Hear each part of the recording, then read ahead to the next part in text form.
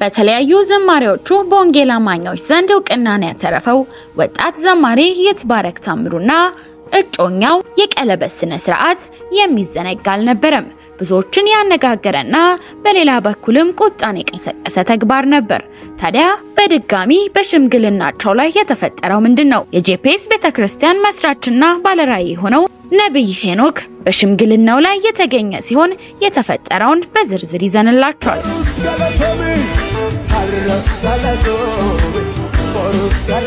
ልጃችሁን ወይዘሪት ህይወት ዮሐንስን ለማመልከት ለይትባረክ ታምሩ በህይወቴ ነው ሰው እንዲ ዲስሪስፔክት አድርጎ አናግሮኝ ያውቅ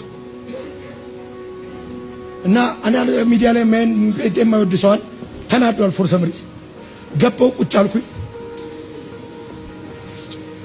ስንት ቴብር መላ መሰለ ላይ አደራ ከሰፈር ሰዎች ተጠበቁ። ማናጀሩ ዝቅ ብሎ ደህና ዋሉ ይላል። እሱ ግን እናንተ ተሰብስባችሁ ብትቦቱ ጌታ አይከስርም። ይሄ መሸጫው። ሰላም ጤና ይስጥልን ቤተሰቦቻችን፣ ይህ የሮማንስ ሮድ የዩቲዩብ ቻናል ነው። በቻናላችን አዳዲስና ወቅታዊ ትኩስ መረጃዎችን ይዘንላችሁ መጥተናል። እስከ መረጃው ፍጻሜ አብራችሁን ቆዩ። ቻናላችንን ሰብስክራይብ ያላደረጋችሁ ሰብስክራይብ በማድረግና የደወል ምልክቷን በመጫን አዳዲስ መረጃዎችን በፍጥነት ያገኙ። ቪዲዮአችንን ለሌሎች ሼር በማድረግ ቤተሰባዊነቱን ያጠናክሩ። አደራ ከሰፈር ሰዎች ተጠበቁ። ማናጀሩ ዝቅ ብሎ ደህና ዋሉ ይላል። እሱ ግን አይገርማችሁም? የሰፈር ሰው ተንኮል አልፎ ሌሎች ቦታ እንዳይሰጡ ይሰራል። አንበሳ አይቶ የማያውቅ ቀበሮ ከዕለታት አንድ ቀን ከእንስሳት ንጉስ ከሆነው ከአንበሳ ጋር በተገናኘ ጊዜ ተንቀጠቀጠ ይላል። ለመጀመሪያ ጊዜ ነው። ለሁለተኛ ጊዜ ሲገናኙ ብዙም አልፈራም ይባላል። ለሶስተኛ ጊዜ በተገናኙበት ወቅት ቀበሮ ደፍሮ ሊያነጋግረው ቻለ ይባላል። ይሄንን ያመጣው ምንድነው? መተዋወቅ ነው። መተዋወቅ ያናንቃል። ያንተን ቫልዩ በዜሮ የሚመቱ ሰዎች ብዙ ጊዜ ሻይ ካንተ ጋር የጠጡ ሰዎች ናቸው። ክብርን አታስነካ። አንተ ክርስቶስ የሰጠ የተፈጥሮ ክብር አለ። ይሄንን መልእክት በጥንቃቄ መስማት ያስፈልጋል። መተዋወቅ ከተባለ የባልና ሚስት ይበልጣል። ነገር ግን ይናናቃሉ? አይናናቁም። እናንተ ተሰብስባችሁ ብትቦቱ ጌታ አይከስርም። ይሄ መሸጫው። እሞታለሁ በቃ እንደው እሞታለሁ ስትሉ ጌታ መሐረብ አውጥቶ እንደው ልጄ አትሙችብኝ አይልም። መንገዱን ጨርቅ አድርግልሽ ነው የሚልሽ። ወቂ ሞኝ እንዳትሆኝ ሀያትሽ እንዳይመስልሽ እግዚአብሔር ሀያትሽ ናቸው። እኔ ድፍት ልበል ነው የሚሉት ምስኪን ስለሆኑ የምትጫወቹ በሳቸው። እግዚአብሔር ጋር እንደዚህ ቀልድ የለ።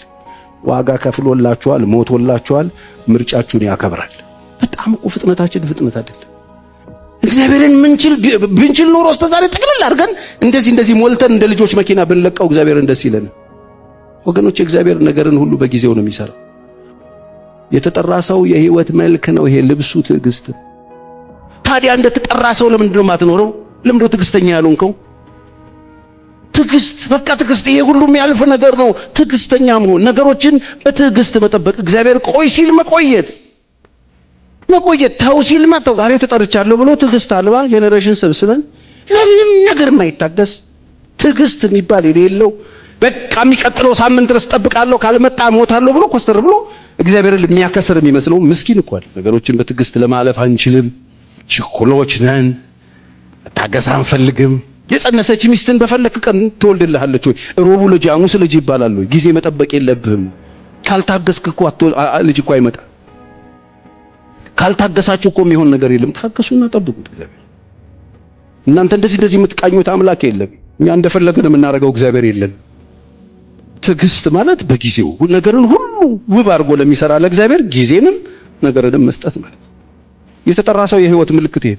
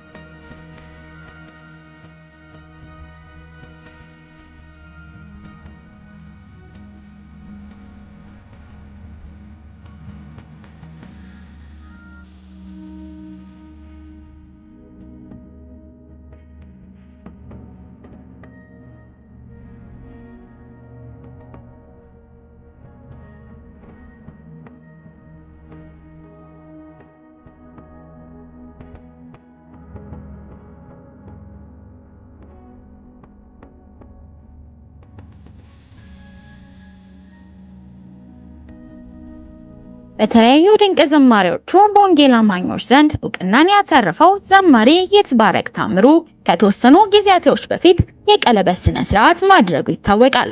ታዲያ በቀለበት ስነ ስርዓቱ ላይ የተለያዩ ቅሬታዎች በወንጌል አማኞች ዘንድ እየተሰነዘረ እንደነበር የሚዘነጋ አይደለም። ታዲያ በድጋሚ ለእጮኛው ሽምግልና መላኩ እየተነገረ ይገኛል።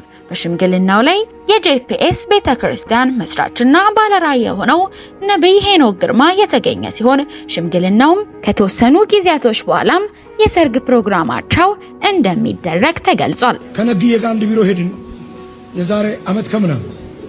በህይወቴ እኔ ሰው እንዲህ ዲስሪስፔክት አድርጎ አናግሮኝ ያውቅ እና አና ሚዲያ ላይ ማን የማይወድ ሰዋል ተናዷል። ፎር ሰም ሪዝን ገባው ቁጭ አልኩኝ። ባለስልጣን ነው ቁጭ አልኩ። ከዛ ቴምር ይበላል። ስንት ቴምር በላ መሰለ ላይ ማአት ቴምር በላ። አንስቼም ልብላ በላ። ከዛ ስልኩን አየ ወንበሩ ድረስ አለኝ ምን ነው ከዛ ሲደርሱ ምናምን አለ። እየወጣው ከቢሮ በር ላይ እጄን ጫንኩኝ። በናዝሬቱ ጌታ በኢየሱስ ከዚህ ቢሮ ነቅያለሁ። ከዛ ነግዬ እኔ ካሁን በኋላ እዚህ ሰውዬ ጋር እኔ አልመጣም አንተ ሄድ አልኩት። በሳምንቱ ነው የሄድኩት። በሳምንቱ ነግዬ ሲሄድ እቃ እያስረከቡ ስለሆነ አይሰሩም አሉት። ለምን ተነስቷል አሉት። ከዛ የሚገርመው ልንገራት፣ እኔ ሌላ ጊዜ ሄድኩኝ። አብረን ጻፊዋን ጠየቅናት። አካሌ ምን ነው በአንድ የተነሳ በዚህ ቢሮ ታሪክ አለች። በአጭር ጊዜ ከዚህ ወንበር የተነቀለ ሰው አይቻልም። ነገስታት ድል ነሱ። የሆነ አገር አዋጅ ተቀይራል። ሂንታስ ተከፋራዲያ የሆነ ቢሮ ውስጥ ያለ ሰው ታነሳል። እንግዲህ ምን ለማለት ፈልጌ ነው፣ እንግዲህ ከፍ ያለ ወንበር ላይ ያላችሁ ሰዎች ፓስተርዬ ሲመጣ እንግዲህ በደንብ እንክብካቤ እንድታደርጉለት፣ የሚጠይቃቸውን ጥያቄዎች በደንብ እንድትመልሱለት፣ ከዚህ ውጪ ክልል ራሱ አንድ ክልል ከፈለገ አቋቁማችሁ እንድትሰጡት። ምክንያቱም እኔ ለእናንተ ብዬ ነው፣ ምክንያቱም እያስጠነቀቃችሁ ነው ብዬ። ስለዚህ የሚፈልገውን ነገር አድርጉለት። እንዲህ እጁን በር ላይ ከጫነ ከባድ ችግር ስለሚፈጠር አስቡበት ለማለት ያክል ነው። በዚህ ምድር የኢየሱስ ጠላት ማን ነው ካላችሁ ሃይማኖተኛ ነው። በሰውና በእግዚአብሔር ፊት በብዙ ምስክርነት ያደገው እግዚአብሔር የሆነውን ኢየሱስ ክርስቶስን በመስቀል ላይ አሰቃይቶ የገደለው እኮ ሽፍታ አይደለም፣ ሃይማኖተኛ ነው። ጎኑን የወጉት በጥፊ የመቱት ሃይማኖተኞች ናቸው። ፍርድ ቤት ተከራክሮ እንዲሞት ያስደረጉት ሃይማኖተኞች ናቸው። ኢየሱስ የሞተው በሽፍታ እጅ አይደለም። ከገደሉ በኋላ መቃብሩ እንዲጠበቅ ያደረጉት ሃይማኖተኞች ናቸው። ኢየሱስ እንዳይነሳ የፈለጉት ብዙ ዓመት አስቆጥረናል ያሉት ሃይማኖታዊ ሥርዓታቸው እንዳይናጋና እንዳይንሸራሸር ነው። ከተነሳ በኋላ ኢብን ተስፋ አልቆረጡ። ገንዘብ ከፍሎ አልተነሳም ተሰርቋል የሚባል ዜና በኢየሩሳሌም ከተማ እንዲወራ አስደረጉት። የገደሉት ሃይማኖተኞች ናቸው። መቃብሩ እንዲጠበቅ ያደረጉት ሃይማኖተኞች ናቸው። ተሰርቋል እንዲባል ያደረጉት ሃይማኖተኞች ናቸው። ተነስቷል የሚለውን አዋጅ ተሰርቋል በሚል ዜና ለመቀየር ብዙ አይነት እርምጃ ተራመዱ። ነገር ግን ኃይልን የተቀበሉ እነ ጴጥሮስ፣ ሌሎች ሐዋርያት የኢየሱስ ክርስቶስን ትንሣኤ ለገዳዮቹም ጭምር ለሃይማኖተኞቹም ጭምር እናንተ የሰቀላችሁት እግዚአብሔር የሞትን ኃይል አጥፍቶ ያስነሳው እያሉ በስልጣንና በኃይል መመስከር በጀመሩ ጊዜ በኢየሩሳሌም ከተማ ብቻ አይደለም፣ በመላው ዓለም የተሰርቋል ድምፅ እየተዋጠ የተነስቷል ድምፅ እየገነነና እየጎላ ሄደ። የኢየሱስ ተቃዋሚ ላለመምሰል በ30 ቀን ውስጥ አንድ ጊዜ ኢየሱስ የሚለውን ስም ጣል ያደርጋል። ሌላውን ቀን ሁሉ ኢየሱስ እንዳይወራ ዘግቶ ውስጥ ለውስጥ ግን ኢየሱስንና ስለ ኢየሱስ የሚመሰክሩ ሰዎችን በማሳደድ ይዞራል።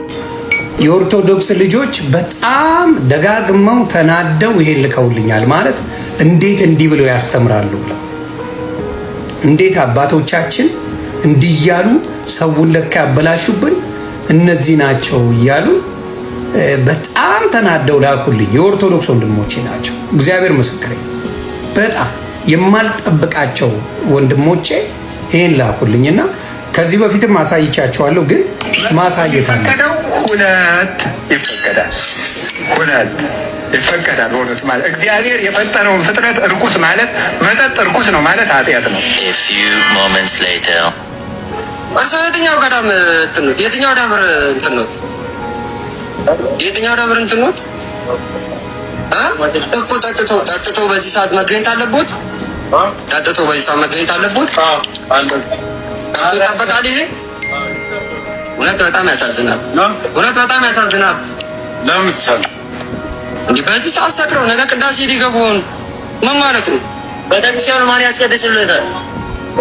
ሁሉ ጊዜ መቀደስ ይቻላል። ለምን ሰግረጋ ረክሶ መቀደስ ይችላሉ? ነው ቤተክርስቲያን መጠጥ የሚፈቀደው። አያችሁ፣ ሰውየው ጥንብዝ ብሎ ሰክሮ መስቀሉን ይዞ ምን ይቻላል ይላል። በጣም ተናደው ነው ዮኒ አጋልጥልን። እንደዚህ አይነት አባቶች ከቤተ ክርስቲያን መባረር አለባቸው እያሉ ነው የሚናገር። መባረር አለባቸው። ገባ? መጠጥ ሰክሮ ምን ችግር አለው እያላቸው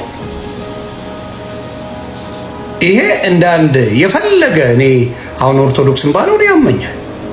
ምክንያቱም አድጌበታል። ብዙ ነገሮች ስለበዙ ነው የምታምነው። ግራ እስኪገባ እንትናን እመናት እንትና የእሷ ቀን ነው እየተባልክ ስላለኝ ነው እኔ ደሜ የፈላው። የእንትና ቀን ነው ማላቃቸውን ሰው ደርድሬ እንትና ቀን ነው እያሉ ከጌታ ውጪ ይከበሩ፣ ቀናቸው ይከበር፣ ማህበር ይውጣላቸው ምናምን እያሉ ስለሚያስጨንቁ ነው። ተግባባን? እና ያማል። እንደ አንድ እንደነበርክበት ሆኖ በዚህ ደረጃ ስታይ ፎወ ለምንድን ነው መጠጥ የሚበረታታው? ለምን ይበረታታል? ኦርቶዶክስ ለምንድን ነው መጠጥ የሚበረታታው? ዘፈን የሚበረታታው ለምንድን ነው? ለምንድን ነው የሚበረታታው? ቤተክርስቲያን አትልም ካልክ ሆኖ የሚያደርገው ነው ማለት አለበት።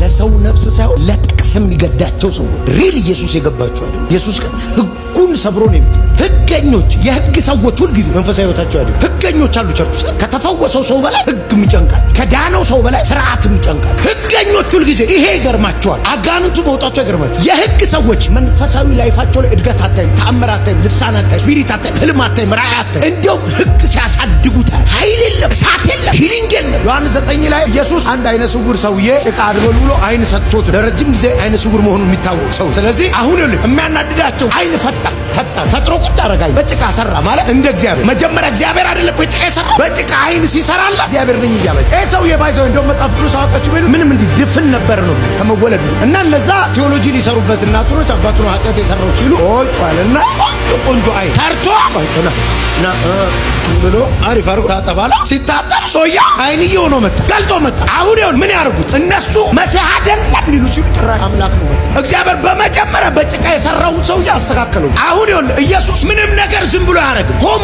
ብሎ ነው በሰንበት ይሄንንም ሰው ይፈው። ኢየሱስ ከህጉ በላይ ሆኖ የሚጨምር አንዳንድ ቸርች ታውቃለህ፣ ሰዓት ስለሄደ አዳዲስ ነፍስ ለምን እኛ ሰዓት ላይ ሲሪየስ ነን። ሰዓት ከሚበላ 300 ሰው ሲኦል ይግባ። የሆነ ሁለት ሰዎች እኮ መጥተዋል ጌታ ለመቀበል ጌታ ሰዓታችን ዋና ሰዓታችን ኢየሱስ በሰንበት ቀን ታመሙ ሰዎች ይሄ በሰንበት ቀን አልጋሽ በሰንበት ቀን አይን ፈወሰ። ከዛ አይን ሲሰራ ህዝቡ ግር ብሎ ሊከተለው ነው አይደል? አየህ፣ ይሄ እዛ አልሰበሰብ ስላለ ነው የአይሁድ መምህራን ኢየሱስ ጋር የተሰበሰበው እነሱ ጋር አልሰበሰብ ብሎ እዚህ እነሱ ዕጣን እየጠበሱ ቆንጆ ልብስ እየለበሱ አለባበሳቸውን አሳምረው ኢየሱስ ጋር በሸባት ተነጡልኝ። ስለዚህ እነሱ የሚፈልጉት በህዝቡ ማይንድ ላይ ኢየሱስን ኃጢአተኛ ማድረግ ነው የሚፈልጉት። ጭራሽ አገር የሚያውቀውን ድፍ አይን ሰርቶልህ ሰውየው ልጭ እያለ ማን ነው? እኔ የማውቀው ነገር የለም ያላቸው ይታጠብና ና ላይ በቃ ነው ያለው። ማን ነው? ወዴት ነው? ቴዎሎጂካል አናሊሲስ አነገር እንገራቸው አለው ብር ነበር አሁን ያለው በቃ ምንም። አሁን ይሄ ሰውዬ አይኑን ከፍቶለታል። የፈለገ ህግ ተቀልዳለን። ከህጉ ጋር ጨፍኜ ነበር፣ ከህጉ ጋር ጨፍኛለሁ፣ ከሱ ጋር ገልጫለሁ። እሱ ይሻላል። አይነ ስውር የነበረው ሰውዬ የነበረው ራሱ ዝም ብሎ እኮ ራሱ ሰውዬው ጎስፕሎ ነው ና ማለት ይሄ ሰውዬ አይነ ስውር ነበር አይደል? አገር ያውቀዋል እኮ ወደ ፈሪሳውያን ሲወስዱት ራሱ አንተ አደነግጥም? ረጅም ዓመት አይነ የሌለው ሰው ይዘው መጥተው ለክርክር ነው እንዴ ማለት ራሱ ጎስፕል ነው ሰውዬው እኮ ወንጌል ነው እና ይዘው ይመጣሉ። ጥፋቱ ምንድነው? በሰንበት አይኑ በር ናተ አንተ ወንጀለኛ ለምን አየህ? ደስ አይልም? ክሱ ሊታገድ ነው ከቸርች አይኑ በርቷል። አይኑ በርቷል 6 ወር ይታገዳል። ና ምንድነው ጥፋት? በሰንበት አየህ እኮ በሰንበት እና ታገዳ ከቤተ ክርስቲያን ምን አረገ? አያ በሰንበት አጨፍና የሆነማ የሰው ስርዓት በመንፈስ ኃይል ይሰባል። ይሁን አለ። ምንድነው? ጊዮርጊስ ተሰነጠቀ፣ ተገዘገዘ። ለራሱ ነው የተገዘገዘው። ራሱ ነው። ይቅርታ አድርጉልኝ ሐዋሳም እንዲህ ብያለሁ። ወጣት ስለሚበዛ ይሄንን ቃል ልጠቀመው።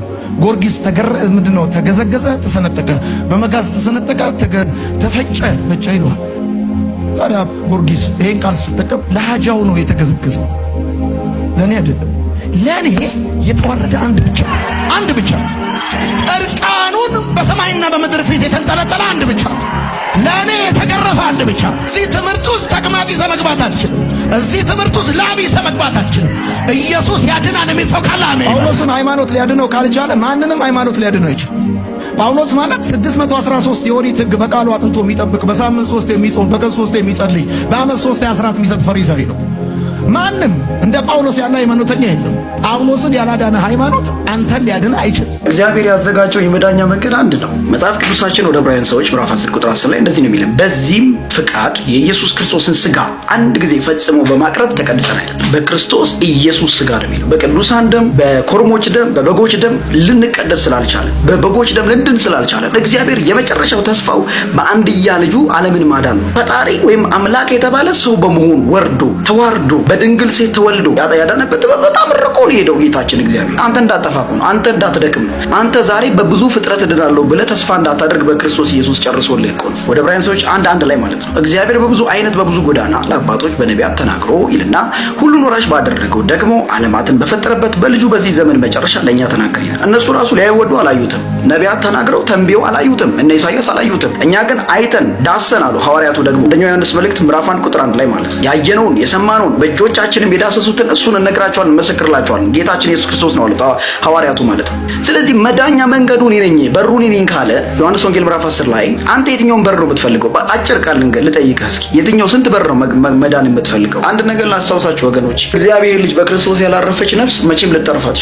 እኔ እውነትም መንገድም ሕይወትም ነኝ ያለው ነኝ ነው ያለው ነኝ እንጂ ናቸው አላ ጌታችን ኢየሱስ ይመጣል። ማራናታ። ኢየሱስ ሲወለድ አይደለም ክርስቶስ የሆነው። ኢየሱስ ሲነሳ አይደለም ክርስቶስ የሆነው። ኢየሱስ በዘላለም ውስጥ የእግዚአብሔር ልጅ ነው። እምቅድመ ዓለም በዓለም ሳይፈጠር አስቀድሞ ከአብ ያለ እናት ድኅረ ዓለም በሥጋ ሲመጣ ከማርያም ያለ አባት የተወለደ ቃል ነው። እሱ እግዚአብሔር ነበረ። በትንሣኤ አይደለም እግዚአብሔር የሆነው፣ እግዚአብሔር ነበረ። ያ እግዚአብሔር ሁሉ በእርሱ ተፈጠረ። ከተፈጠረው አንዳች እንኳ ያለ እርሱ ምንም የተፈጠረ የለም። ያ ቃል ሥጋ ሆነ። ቃል ሥጋ ሆነ እንጂ ቃል አልሆነም። ቃል ነበረ መጀመሪያ፣ እርሱ ክርስቶስ ነበረ። ዓለም ሳይፈጠር አስቀድሞ እግዚአብሔር ይህንን ጸጋ በክርስቶስ ሰጥቶን ነበር ይላል። ያኔም በእግዚአብሔር ዕውቀት ውስጥ እሱ መሲህ ነው፣ እሱ ክርስቶስ ነው። አሁን ዝም ብዬ የመጣውን ንፋስ ለመመለስ አይደለም፣ እውነታ ነው። ዮሐንስ የጻፈልን ነው፣ ጳውሎስ የጻፈልን ነው፣ ወንጌሉና መልእክታት የጻፉልን ናቸው። ቆላሲስ የጻፈው ነው፣ ሮሜ የጻፈው ነው፣ ዕብራውያን የጻፈው ነው፣ መዝሙረ ዳዊት ውስጥ የተጻፈው ነው። አሁን አይደለም ሲነሳ፣ ያኔ ዳዊት 1000 ዓመት ቀድሞ አንተ ልጄ ነህ እኔ ዛሬ ወለድኩ ያለው ነው። ራሱ ኢየሱስ ያንን ጠቅሶ ስለ ክርስቶስ ምን ትላላችሁ? የማንስ ልጅ ነው ብሎ ጠየቀ። ሰዎቹ እንደሚሉን የሰው ልጅ ብቻ አረጉት፣ ግን የዳዊት ልጅ ብቻ ከሆነ ዳዊት እንዴት አምላኬ ብሎ ያኔ ጠራው ብሎ አላቸው። ይመልስለት አልነበረ። ይህንን አሁን ያልኳችሁን ክርስቶስን በእርሱ ላይ ግን እንዳመናችሁ እርግጠኛ ነኝ። ስለዚህ ሁላችን የእግዚአብሔርን ልጅ በማመን ጥሩ ነው። እዚህ ላይ ሁሉም እኩል ነው። ግን በማመንና ማመን ለመዳን ይጠቅመናል። ግን ቀጥሎ የሚለው በማወቅ ወደሚገኝ አንድነት። ኦኬ፣ ጥያቄ በዚህ ጽሑፍ መሰረት ክርስቶስን ማመን ነው የሚቀድመው? ማወቅ ነው የሚቀድመው? አቤት፣ ማመን ነው ማወቅ? ይኸው ጽፎታል። በማመንና ቀጥሎ ግን በማወቅ። ኦኬ፣ ለካ ስናምነው አውቀነዋል። ታዲያ ምኑን አውቀን ያመንነው? እሱን አውቀን ሳይሆን እሱ ያደረገልንን አውቀን ነው። ሞተልን፣ ተሰቅሎልሃል፣ ሞቶልሃል። ግን who is Jesus? በቃ ኢየሱስ ጌታ ነው። በቃ ያድናል ኢየሱስ። አየ አናቀውም፣ ሳናቀው ነው ያመንነው። ማወቅ የሚመጣው በኋላ ላይ ነው። ያመንነው የምስራቹን ነው፣ እሱን ሳይሆን እሱ የሰራልን። ለኃጢአት ሞቷል፣ ለበደል ሞቷል፣ በእርሱ ብታምን ትድናለህ። ግን ይሄ ኢየሱስ ማን እንደሆነ እያወቅ የምትመጣው ነገ ነው። ኢግኖራንስ የሚባለው ነገር እዚህ ጋር የሚቆመው ነው። ያምናል፣ ኢየሱስ ያድናል፣ ኢየሱስ ጌታ ነው። ኢየሱስ ማን ነው? ወደሚገኝ አንድነት ሙሉ ሰውም ወደ መሆን የክርስቶስም ሙላቱ ወደሚሆን ወደ ሙላቱ ልክ እስክንደርስ። አያችሁ፣ ገና ያልደረስንበት ቦታ አለ። የክርስቶስ ሙላት the fullness of Christ። እኛ የምናውቀው ያው ኢየሱስ ያድናል። አሜን ነው ወይ? ዛሬ በቃ አለቀ። ያንቺ ነገር ያንተ ነገር በቃ እስከ ዛሬ እምቢ ያለው ተከፈተ። ይሄ አይደል ክርስትናው? ስናስከፍት ሌላ የተዘጋ ሲመጣ ስናስከፍት እኮ ነው የሚያልቀው። መቼ ነው ወደ ክርስቶስ ሙላት የሙላቱ ልክ ወደሚሆን ሙላት እስክንደርስ ድረስ? ኢግኖራንስ የሚባለው ወይም አንዱ ያለማደግ የክርስትና የሕፃንነት ምልክት የሚባለው ስለ ክርስቶስ ያለን ዕውቀት አናሳ ሆኖ በክርስትና ዙሪያ ስላሉ ነገሮች ያሉን ዕውቀት ከፍተኛ ሲሆን ኢግኖራንስ የሚባለው ወይንም ለማደግ አለመፈለግ ወይም ድንክነት። ዘሌዋውያን መጽሐፍ ላይ ድንክ ካህን አያገልግለኝ የለም ተማምረናል። ድንክ ምን ማለት ነው? ሕፃን ነው እንዴ? ድንክ አይደለም። ሕፃን ጥሩ ነው። ሕፃን በሕፃንነቱ ደስ ይላል። ግን እድሜው 30 40 ሆኖ በዛው ቁመት በዛው ሰውነት በዛው አስተሳሰብ ከቀረ ምን ይባላል? ድንክ ይባላል። ለዚህ ነው እግዚአብሔር ድንክ ካህን አያገልግለኝ ያለው። የማያድገው ማለት ነው። የማያድገው ማለት አያችሁ፣ በዚህ ንባብ ላይ ከፍተኛ ቃል ነው የተጠቀመው። በማወቅ ወደሚገኝ አንድነት ሙሉ ሰው ወደ መሆን የክርስቶስም ሙላቱ ወደሚሆን ወደ ሙላቱ ልክ እስክንደርስ ድረስ። ቅዱስ አባቶ ፕሊስ በኢየሱስ ስም አድርሴ ፈልጋለሁ። በግሌ ልጆች ይፈልጋል። ጌታ ሆይ ያ ታላቅ ሐዋርያ ያቀሃል ብለን የገመትነው ሐዋርያ ሶስተኛ ሰማይ ወሰድከው ሐዋርያ ስላንተ ጠንቅቆ ያውቃል ያልነው ሐዋርያ እኔ ግን እርሱን እንደማቀው ገና አልቆጥርም ብሏል። ግን ቢቻለኝ አሁንም ላቀው ብሎ እንዳለ እንፈልጋለን። ፕሊዝ እግዚአብሔር ስለ ኢየሱስ ብለህ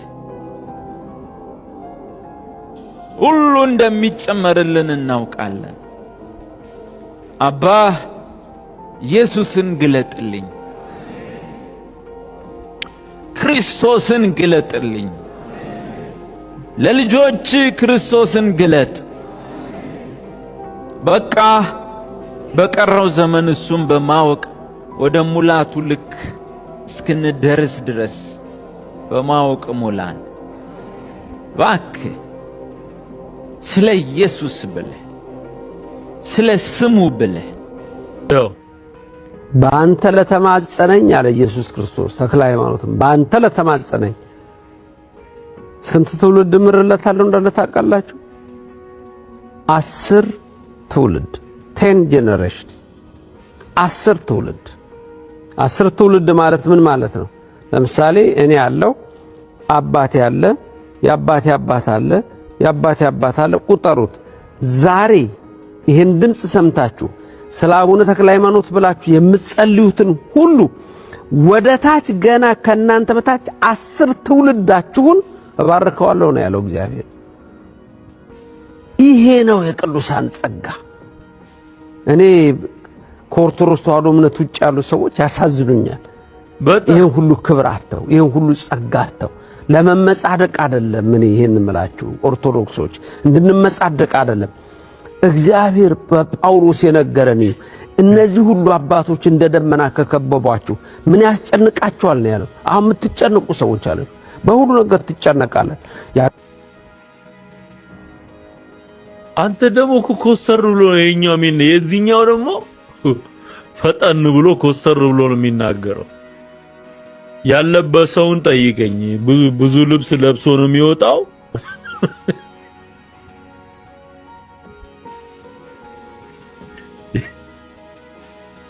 የሚቀር ልብስ የለም። ይሄንን ለብሰው የሙሉ ውሸት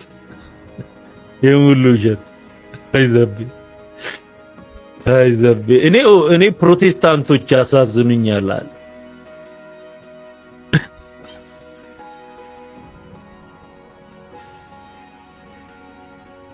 አቤት ጴንጤ እንዴት እንደሚያዝንልህ ባወቅ። አንተ ነህ እንጂ ወንድም የሚታዘንልህ በተክለ ሃይማኖት ተቅማጥ እንድናለን ብለህ የምታምን ሼም ኦን ዩ። በጣም አሳፋሪ። ሰው 6 ክንፍ አበቀለ የምትሉ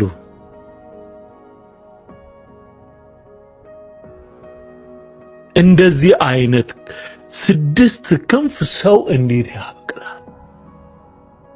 በየትኛው የስነ ፍጥረት ትምህርት ውስጥ ተማርከው እንዳያን ነገር?